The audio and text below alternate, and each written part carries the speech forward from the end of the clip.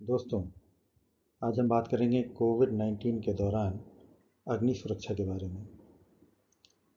इसके अलावा हम बात करेंगे जो अग्नि सुरक्षा के उपकरण हैं, उनके निरीक्षण और रखरखाव के बारे में।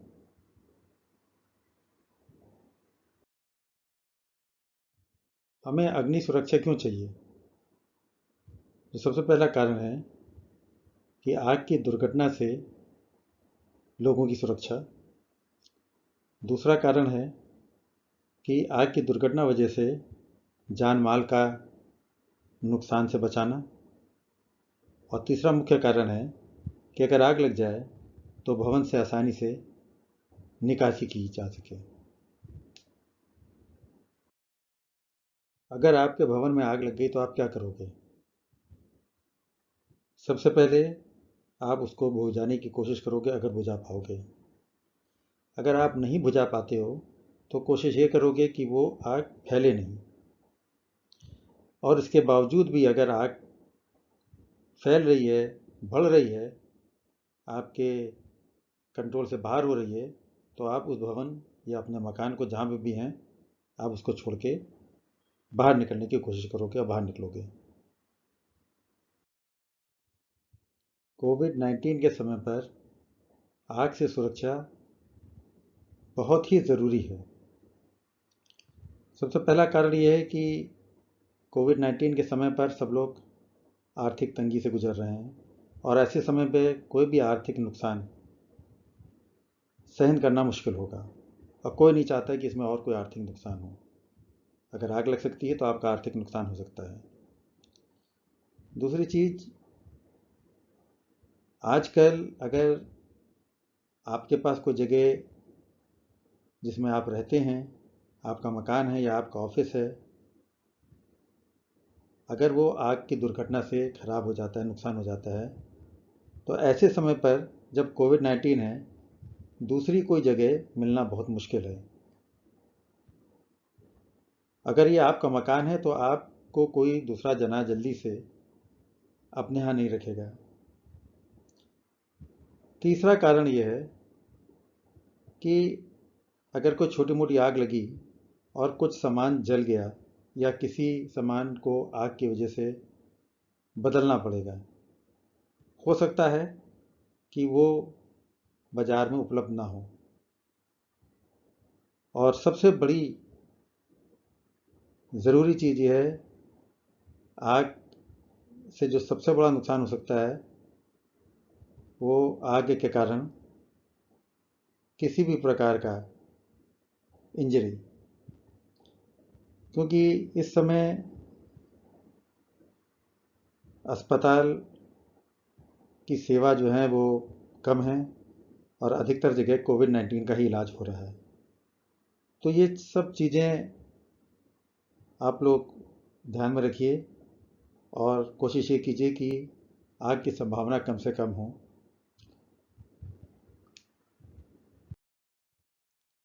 आग से सुरक्षा के लिए क्या करें? सबसे पहला काम, आग लगने से रोकें। आप ऐसा कोई कार्य ना करें जिससे आग की संभावना बढ़े। दूसरा बचाव, कि आपके यहाँ जो भी आग से संबंधित उपकरण लगे हुए हैं उनके बारे में जानकारी रखें। तीसरा, आपके यहाँ जो उपकरण लगे हुए हैं उनको हम सदैव चालू हालत में रखें। और नंबर 4, कि अगर आग लग जाए तो आपको क्या करना चाहिए, इसकी जानकारी रखें। इस प्रेजेंटेशन में हम ये चारों विषय को के बारे में हम बताएंगे।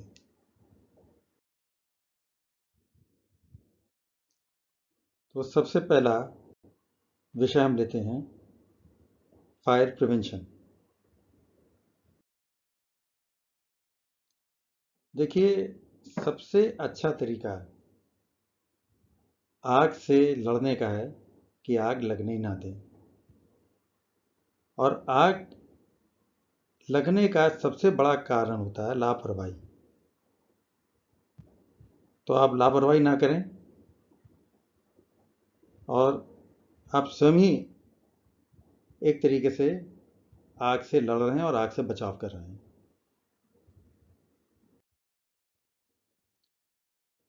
अब जब हम फायर प्रिवेंशन की बात करते हैं, आग से बचाव की बात करते हैं, तो सबसे पहले जो कारण है इलेक्ट्रिकल कारण की बात करेंगे। अक्सर देखा गया है कि भवनों में जो आग लगती है वो बिजली के कारण ज़्यादा लगती है। अब ये कोविड-19 के समय में इसकी संभावना बढ़ गई है।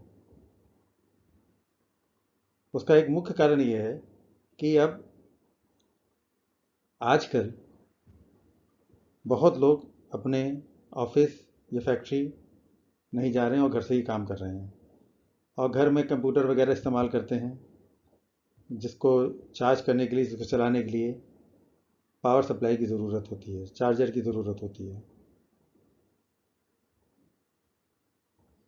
अब इन उपकरणों के कारण आग लगने की संभावना बढ़ जाती है, क्योंकि हो सकता है कि जो आपके यहाँ सॉकेट लगे हैं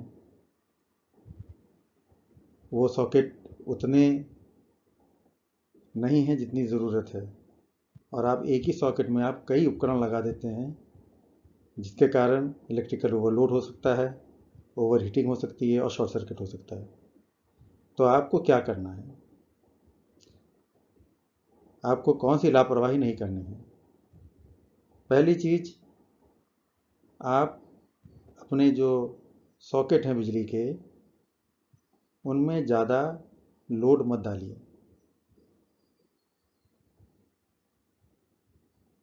ये आप कोशिश कीजिए कि एक सॉकेट से एक से ज़्यादा उपकरण ना चलाएं, क्योंकि ये मुख्य कारण है कि जहाँ पर सॉकेट लगा है वहाँ पर स्पार्क हो सकता है या ज़्यादा गर्मी हो सकती है और वो स्वयं जल सकता है। दूसरा, आपके जितने भी उपकरण हैं, इनको जो बिजली है वो पावर सप्लाई या चार्जर के थ्रू दी जाती है, और अक्सर हमने ये देखा है कि इन चार्जर या पावर सप्लाई को हम लोग लापरवाही से कागज़ के ऊपर या कपड़े के ऊपर या अपने बेड में छोड़ देते हैं और चार्जिंग करता हुआ छोड़ देते हैं। अगर इसमें कोई भी स्पार्किंग हुई, कोई भी ओवर हीटिंग हुई, इसकी वजह से आग लग सकती है। तो इस पर ध्यान दीजिए आप लोग कि आजकल आप बिजली का कोई भी उपकरण इस्तेमाल करते हैं, बहुत सावधानी से इस्तेमाल कीजिए, कहीं ओवरलोड ना हो, और तार इस प्रकार से ज़मीन में ना पड़े हों कि कहीं शॉर्ट सर्किट हो जाए, कहीं कुर्सी से कट जाए। बहुत से कारण हैं।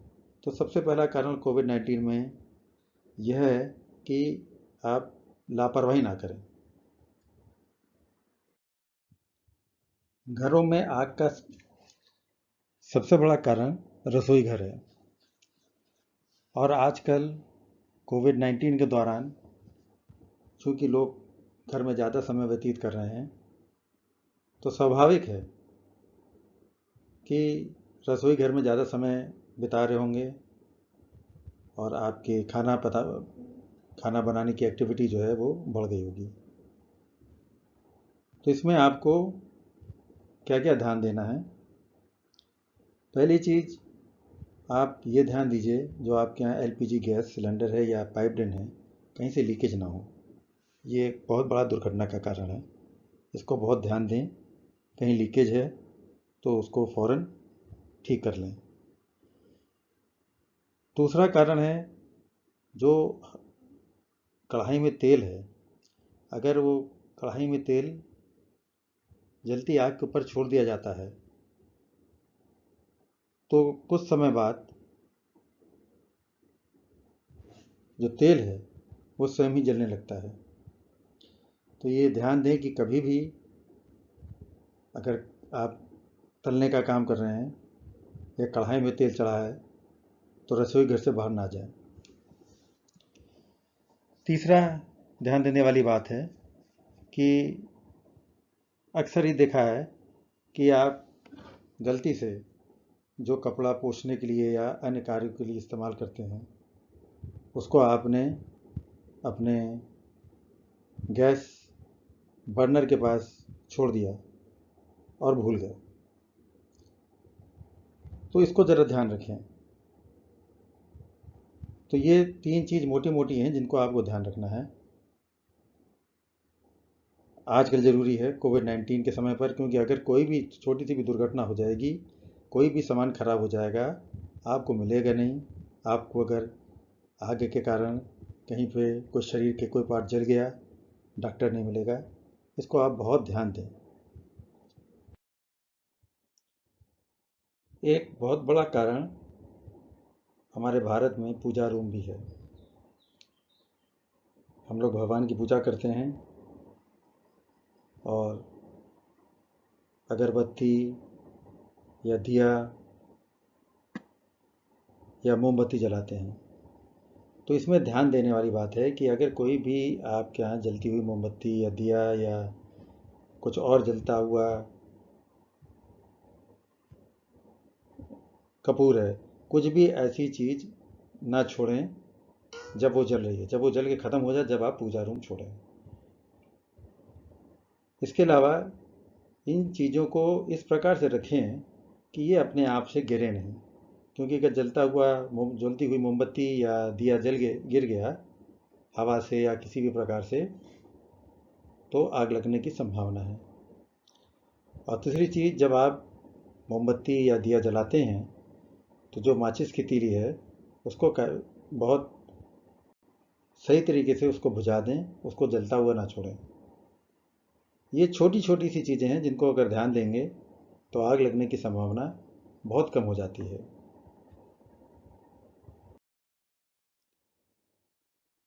अब हम बात करेंगे आपके यहाँ जो अग्नि सुरक्षा के उपकरण लगे हुए हैं।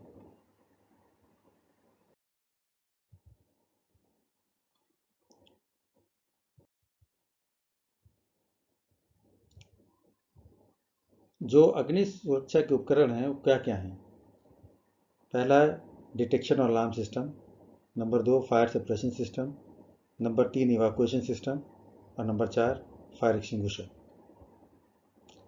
हम एक एक लेके एक एक उपकरण के बारे में बताएंगे। सबसे पहले हम लेते हैं डिटेक्शन एंड अलार्म सिस्टम।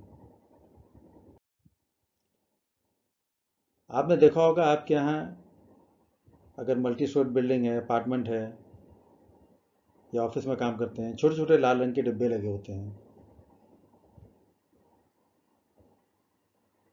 जीने के पास लगे होते हैं, या अगर बहुत लंबा कॉरिडोर है बीच बीच में भी लगे होते हैं।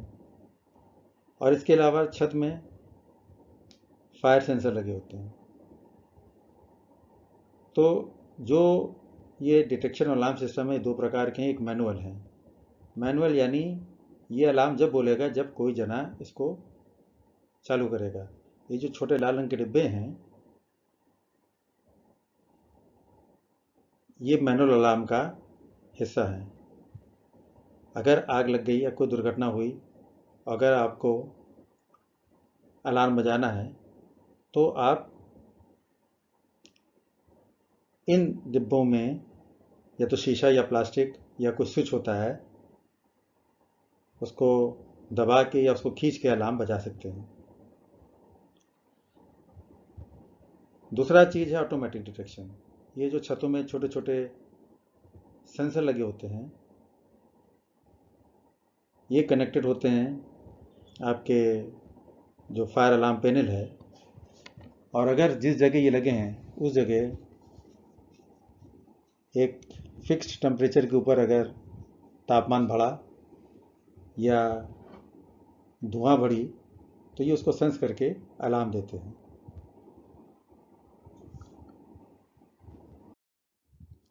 ये आप देख रहे हैं, इसमें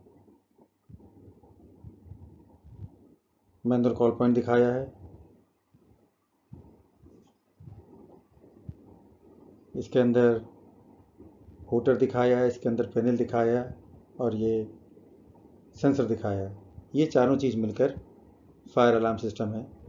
ये अमूमन कोई भी बड़ी बिल्डिंग होगी उसमें ये लगा होगा।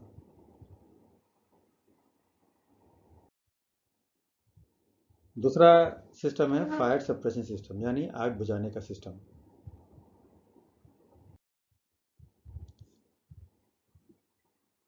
ये मोटे मोटे 3 प्रकार के सिस्टम होते हैं। पहला सिस्टम कहते हैं फर्स्ट एड होस रील, दूसरा फायर हाइड्रेंट, तीसरा ऑटोमेटिक स्प्रिंकलर, और चौथा जो सिस्टम है वो फायर पंप है, वो इन सबको पानी पहुंचाने का काम करता है। ये आपने देखी होगी, ये फर्स्ट एड होस रील, इसको फर्स्ट एड होस रील बोलते हैं। इसका काम क्या है, अगर छोटी सी आग लग जाए तो आप इसको खींच के ले जाके जहाँ पर आग है उसके पास ले जाकर वॉल्व खोलेंगे तो उससे पानी निकलेगा। ये इसका इस्तेमाल कोई भी कर सकता है, बहुत आसान इस्तेमाल करना, और छोटी आग के लिए ये बहुत काम का उपकरण है। इसको बोलते हैं फायर हाइड्रेंट। इसमें होस रील के हिसाब से ज़्यादा पानी निकलता है और इसका इस्तेमाल प्रशिक्षित लोग ही कर सकते हैं या फायर डिपार्टमेंट वाले कर सकते हैं। जब आग बहुत बड़ी हो जाती है तो उस समय इसका इस्तेमाल किया जाता है।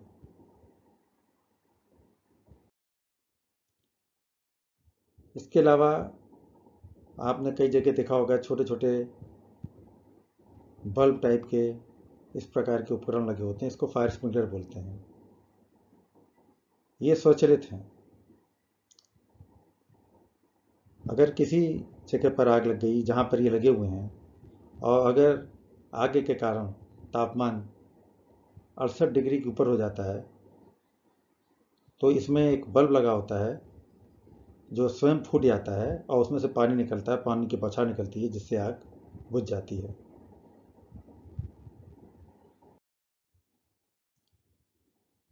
ये जितने भी उपकरण हैं इनको पानी पहुंचाने के लिए पंप का इस्तेमाल करते हैं। ये या तो छत में लगे होते हैं या अंडरग्राउंड में लगे होंगे, या इसके लिए अलग से फायर पंप रूम बना होता है। ये जहाँ पर पानी की टंकी है उसके पास लगा होता है और ये स्वचालित होते हैं कि जब भी कहीं पर भी आप पानी चलाएंगे ये अपने आप से चल जाएंगे।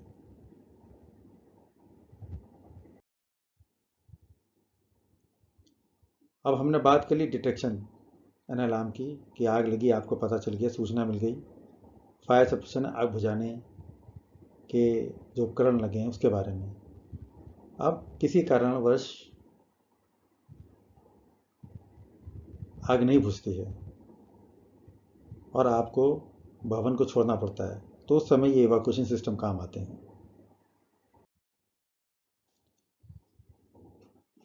इवैक्यूएशन सिस्टम के अंदर जो बिल्डिंग्स हैं उसके अंदर 2 चीज़ लगी होती हैं, एक होती है इमरजेंसी लाइट एंड साइनेज और दूसरा public announcement voice evacuation system. ये है इमरजेंसी लाइट विद साइनेज।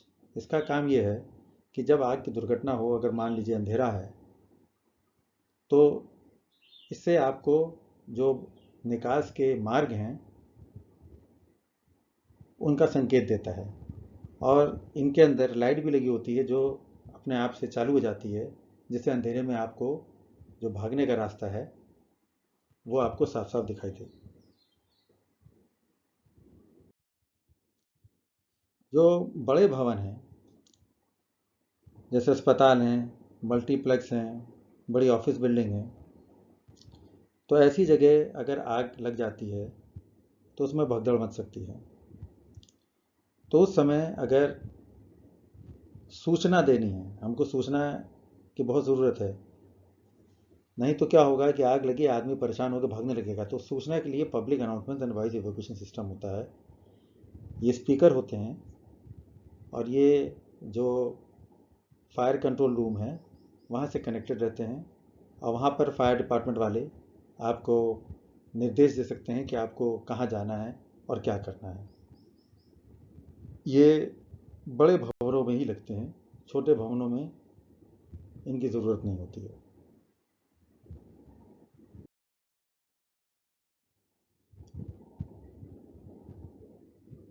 ये जितने भी उपकरणों की हमने बात की, ये फिक्स्ड उपकरण है, यानी वो ये लगे होते हैं फिक्स्ड अपनी जगह। चौथा उपकरण है फायर एक्सटिंग्विशर। आप लोग सब जानते होंगे फायर एक्सटिंग्विशर के बारे में। ये एक प्रकार से सिलेंडर होते हैं जिसके अंदर दबाव में गैस भरी होती है और आग बुझाने का केमिकल या गैस या लिक्विड रहता है। इनका जो इस्तेमाल सबसे आसान है। कोई छोटी मोटी आग बुझाने के लिए इनसे अच्छा उपकरण कोई नहीं है। ये ज़रूरी हैं लगने, इनको आसानी से इस्तेमाल कर सकते हैं। ये पोर्टेबल हैं, इनको आसानी से कहीं भी ले जा सकते हैं हम, जहाँ पे भी आग लगी है। ये इफ़ेक्टिव हैं। ये छोटी मोटी आग बहुत आराम से बुझा लेते हैं। इनका मेंटेनेंस ईजी है और ये बाज़ार में आसानी से मिल जाते हैं। अब हम तीसरा विषय लेंगे, जो आपके अग्नि सुरक्षा उपकरण हैं उनको कैसे कार्यशील रखा जाए। एक बहुत बड़ी गलत धारणा है कि किसी की भवन में अगर एनओसी है तो भवन का जो रहने वाले हैं और भवन के जो मालिक हैं वो ये समझते हैं कि हमारी बिल्डिंग जो है वो फायर सेफ है। ये बहुत गलत धारणा है। एनओसी क्या है? जो एनओसी होती है, नो ऑब्जेक्शन सर्टिफिकेट, जो फायर डिपार्टमेंट देता है, वो जब किसी भी भवन का निरीक्षण कराते हैं हम फायर डिपार्टमेंट से, तो फायर डिपार्टमेंट वाले आते हैं और वो निरीक्षण करते हैं। वो ये देखते हैं कि जो उपकरण लगे हैं, जिनकी ज़रूरत है वो हैं और वो सब ठीक से लगे हैं, और ये सब चीज़ देख के वो नो ऑब्जेक्शन सर्टिफिकेट इशू करते हैं।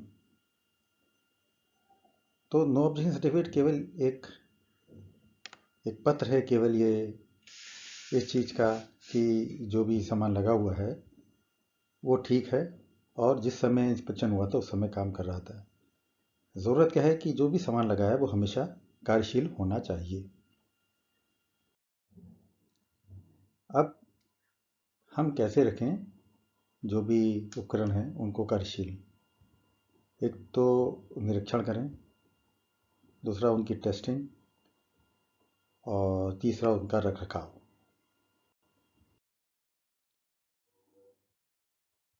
निरीक्षण, जो भी आपके यहाँ सुरक्षा उपकरण लगे हैं उसका हर महीने निरीक्षण होना चाहिए। अब जो निरीक्षण करना है, क्या करना है, वो जो उपकरण लगे हैं उस उपकरण के हिसाब से निरीक्षण होता है। निरीक्षण करने के बाद उन निरीक्षण को रिकॉर्ड किया जाता है, उसको कहीं लिख लिया जाता है, और जो रखरखाव के जो लोग हैं उनको निरीक्षण का रिपोर्ट जो है वो दे दी जाती है, जिससे उसमें जो भी कमी पाई गई हो वो ठीक कर लें। और कोई ऐसी कमी है जो बहुत खतरे वाली है, जिसकी वजह से अगर आग लगने पर सामान उपकरण काम ना कर सके, तो उसका रखरखाव तुरंत होना चाहिए।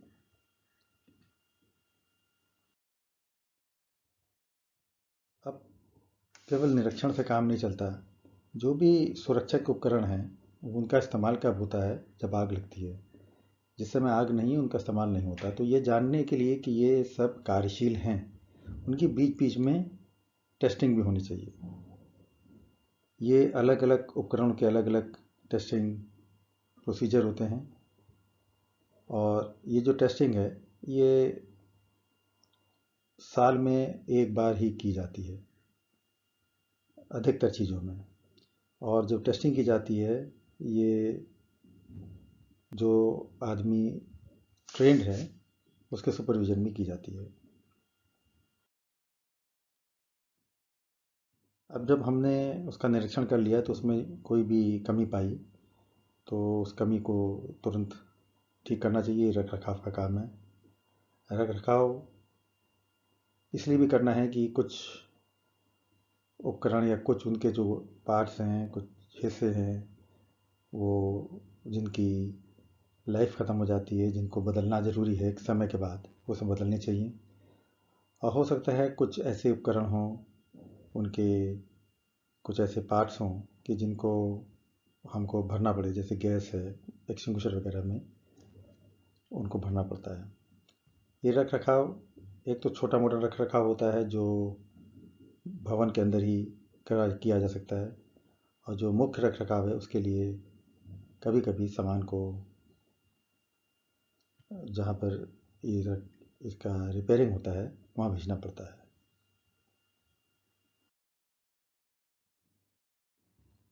अब जो ये निरीक्षण है इसमें नए नए तरीके क्या हैं? देखिए, एक जो टेक्नोलॉजी के साथ बहुत बहुत जो उपकरण हैं उन उपकरणों में बहुत सी नई नई चीज़ें लगाई गई हैं। जैसे अब आपका फायर अलार्म सिस्टम है। अब ऐसे फायर अलार्म सिस्टम आते हैं जो इंटेलिजेंट होते हैं और उनको बार बार निरीक्षण करने की ज़रूरत नहीं है, वो खुद स्वयं ही निरीक्षण कर लेते हैं। और निरीक्षण करके अगर कोई भी कमी होती है, वो ईमेल से या एसएमएस से या जो उसका मेन पैनल है उसमें सूचित कर देते हैं। दूसरा जो नए तरीके हैं निरीक्षण के, वो है मोबाइल ऐप, जो जाके निरीक्षण के लिए हमको रिपोर्ट लिखनी पड़ती थी और ये इस चीज़ का पक्का करना कि उसका निरीक्षण हो गया, वो नहीं हो पाता था। ये जो फायर एक्सटिंग्विशर हैं स्पेशली इसमें, तो इसके लिए मोबाइल बेस्ड इंस्पेक्शन टूल्स आ गए हैं। तीसरा, इंटरनेट ऑफ थिंग्स। ये बिल्कुल नई टेक्नोलॉजी है कि जो भी अग्नि सुरक्षा उपकरण लगे हैं उनकी जो मॉनिटरिंग है वो स्वचालित है। ये अभी नई चीज़ें हैं और आगे इस प्रकार से सब उपकरणों में आईओटी ऑफ थिंग्स लगा होगा, जिसको हम इंटरनेट ऑफ थिंग्स कहते हैं, जिसमें वो स्वयं निरीक्षण करेगा और कोई भी कमी हुई वो कमी मालिक को या जो भी मैनेजर है उसको सूचित कर देगा।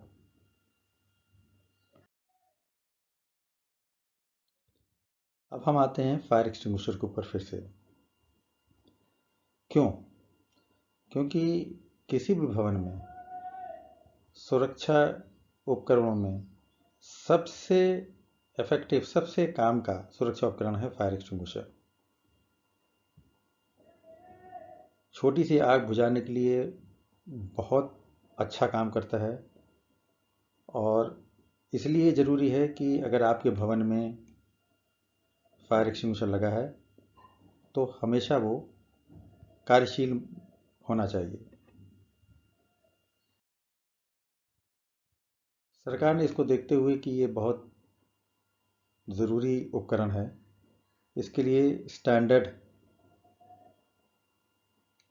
बना रखे हैं।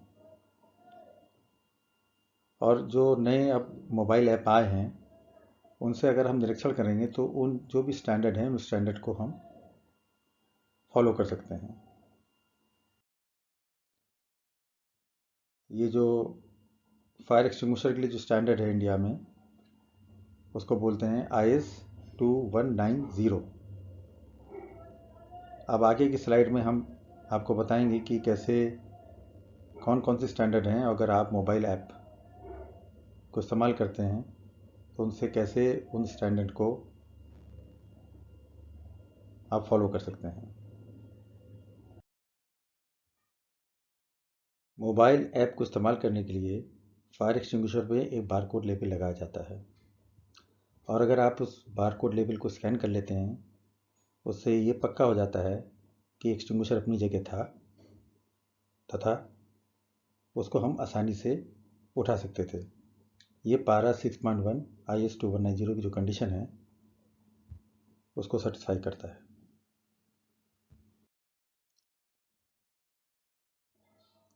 पारा 11.1 बोलता है कि जो भी भवन है उसके जो मालिक हैं या मैनेजर हैं वो जिम्मेदार हैं फायर एक्सटिंग्विशर की इंस्पेक्शन, निरीक्षण और रखरखाव के लिए। तो अगर ये ऐप किसी भवन में इस्तेमाल हो रहा है,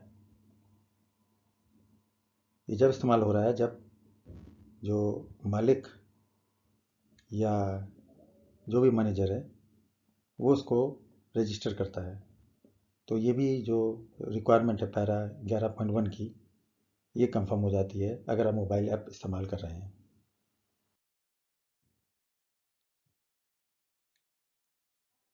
पारा 11.5 और 11.11 ये बताता है कि क्या क्या निरीक्षण होना चाहिए हर महीने।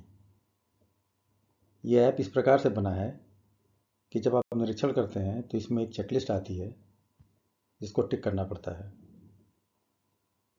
वो जब टिक होता है जब आप निरीक्षण कर लेते हैं, तो इससे जो पारा 11.5 और 11.11 की जो रिक्वायरमेंट है वो फुलफिल हो जाती है।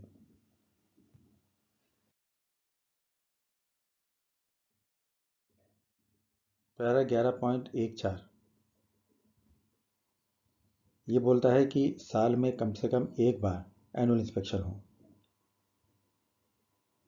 ये ऐप इस प्रकार से बनाया गया है कि जब तक साल में एक बार अधिकृत व्यक्ति, जो ट्रेंड व्यक्ति है, उसका निरीक्षण नहीं कर सकता है तो ये ऐप काम नहीं करेगा। तो 11.14 की जो रिक्वायरमेंट है वो इससे मीट हो जाती है। जितने भी फायर एक्सटिंग्विशर हैं उनकी हाइड्रो प्रेशर टेस्टिंग होनी चाहिए और अलग अलग समय पर होनी चाहिए। ये पारा 2.2 में लिखा है कि कब कब होनी चाहिए। ये ऐप इस प्रकार से बना है जब वो समय आता है उस टेस्टिंग का तो उसका ये रिमाइंडर देता है जिससे आप समय पर उसकी टेस्टिंग करा सकें। पारा 13 जो है वो बोलता है कि IS 2190 के हिसाब से जो भी आपके रिकॉर्ड्स हैं वो आपको रखने चाहिए। तो इस ऐप की सबसे अच्छा ये है कि आप जो भी निरीक्षण करते हैं, आपके जितने भी एक्सटिंग्विशर हैं उसका रिकॉर्ड इसमें मेंटेन रहता है और आपको जब भी चाहे आपको वो उसकी रिपोर्ट मिल सकती है। अन्यथा रजिस्टर रख के मैनुअली ये करना बहुत कठिन कार्य है। इसके लिए ये बहुत अच्छा ऐप है। ऐप के थ्रू आप ये बहुत आराम से कर सकते हैं। इसमें हम दिखा रहे हैं जो रिपोर्ट बनती हैं वो किस किस प्रकार की बनती हैं। अब ये आप देखिए मंथली इंस्पेक्शन रिपोर्ट है। इसमें कौन सा एक्सटिंग्विशर किस प्रकार का कहाँ लगा है, कब निरीक्षण हुआ था और निरीक्षण क्या हुआ था, ये पूरी रिपोर्ट आपको मोबाइल ऐप के थ्रू मिल सकती है।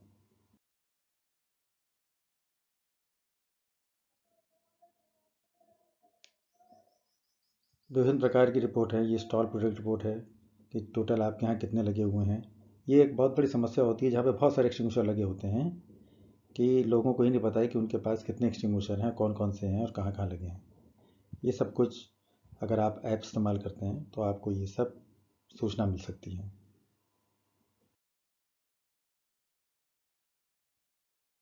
और इस प्रकार की रिपोर्ट है रिचार्ज रिक्वेस्ट रिपोर्ट। विभिन्न प्रकार की रिपोर्टें मिलती हैं।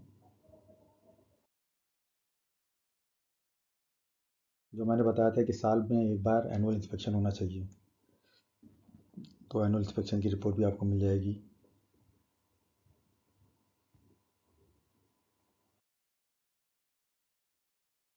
अब नंबर 4 टॉपिक में हम आते हैं कि अगर आग लग गई तो आपको क्या करना है।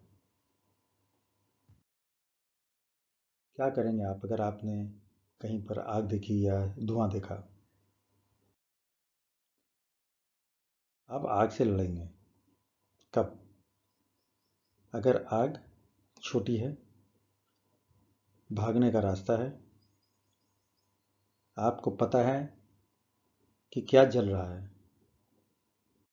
और आग जो है जहाँ से शुरू हुई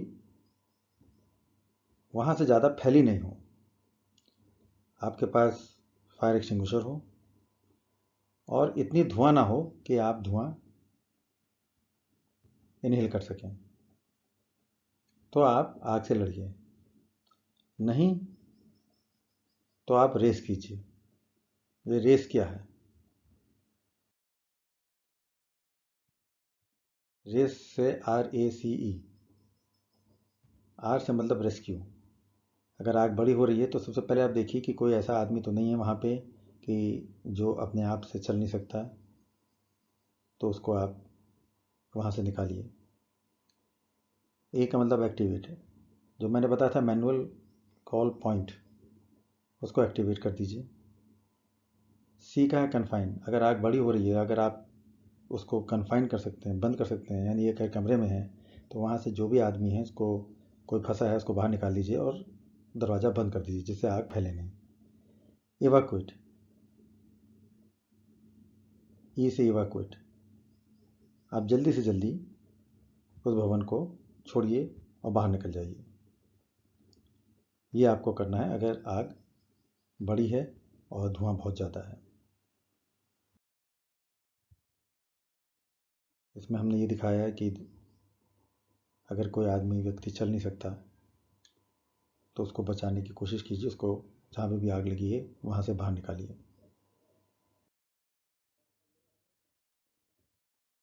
एक जो आग है, देखा गया है कि 3 मिनट में अगर आग से को नहीं बुझाया गया तो वो बहुत बड़ा रूप धारण कर लेती है। तो इसीलिए भवनों में 2.5 मिनट का टाइम दिया जाता है कि 2.5 मिनट में आप बिल्डिंग छोड़ दीजिए। तो आपको एक कोशिश करनी है कि आप 2.5 मिनट में बिल्डिंग छोड़िए, जिससे अब इसके लिए आपको ये पता होना चाहिए कि बिल्डिंग में बाहर जाने के रास्ते कहाँ हैं, क्या रास्ते हैं, और उन रास्तों में आप कुछ भी मत रखिए, वो हमेशा साफ़ होने चाहिए जिससे ज़रूरत पड़ने पर हम उन रास्तों से बाहर जा सकते हैं। आप जिस भी भवन में रहते हैं तो आप हमेशा ध्यान दें कि भागने का सबसे पास का रास्ता क्या है, भागने का दूसरा रास्ता क्या है अगर मान लीजिए पहले रास्ते में से आप भाग नहीं सकते, फायर एक्सटिंग्विशर कहाँ कहाँ रखे हुए हैं और कहाँ कहाँ पर मैनुअल कॉल पॉइंट है। ये अगर आप अपार्टमेंट बिल्डिंग में रहते हैं, किसी ऑफिस में काम करते हैं, हॉस्पिटल में काम करते हैं, मल्टीप्लेक्स में काम करते हैं, स्कूल कॉलेज में काम करते हैं, आप कल अगर जब जाएंगे तो आप ये सब चीज़ जानकारी देखिए और उसको ध्यान में रखिए कि आग अगर लग जाती है तो आपको उस समय सोचना ना पड़े। अक्सर देखा है कि आग के समय या ऐसी इमरजेंसी के समय पर भगदड़ मच जाती है। तो अगर आपके भवन में इवाक्यूएशन प्रोसीजर यानी भागने की ड्रिल वगैरह होती हैं तो आप उसमें पार्टिसिपेट कीजिए और इनको सीखिए। ये बहुत ज़रूरी है जिससे भगदड़ ना मचे। अक्सर ये होता है कि सिर्फ बहुत बेसिक कॉमन सेंस से ही आग बुझाई जा सकती है। तो आप हमेशा अपनी कॉमन सेंस को इस्तेमाल करें। आखिर में मैं ये कहूँगा कि अगर किसी व्यक्ति में एक आग की वजह से जल जाए तो आप कोई घर वाली कोई दवा या घी मक्खन ना लगाएं। जो भी हिस्सा जल रहा है उसमें ठंडा पानी डालें 10 से 15 मिनट और डॉक्टर के पास लेके जाएं। एक और चीज़ आजकल जो कि जिससे मैंने शुरू किया था कि आजकल सब लोग घर में रहते हैं, तो ये अच्छा होगा कि अगर आप लोग घर में होम फायर सेफ्टी किट रखें। होम फायर सेफ्टी किट में क्या क्या है? एक फायर एक्सटिंग्विशर जिससे आप छोटी मोटी आग बुझा सकें, एक ब्लैंकेट जिससे अगर कढ़ाई में आग लग जाए तो उसको आराम से बुझा सकते हैं, स्मोक डिटेक्टर हर कमरे में कि अगर आप सो रहे हैं और अगर आग लग गई और आपकी नींद ना खुली तो उसकी आवाज़ से आपकी नींद खुल जाएगी। और कुकिंग गैस लीक डिटेक्टर, जो आपका किचन है उसमें कुकिंग गैस लीक डिटेक्टर लगाएं। यह अगर चीज़ रखेंगे तो आपकी अग्नि सुरक्षा बहुत बेहतर हो जाएगी। अब आप लोगों के प्रश्न हो तो बताइए।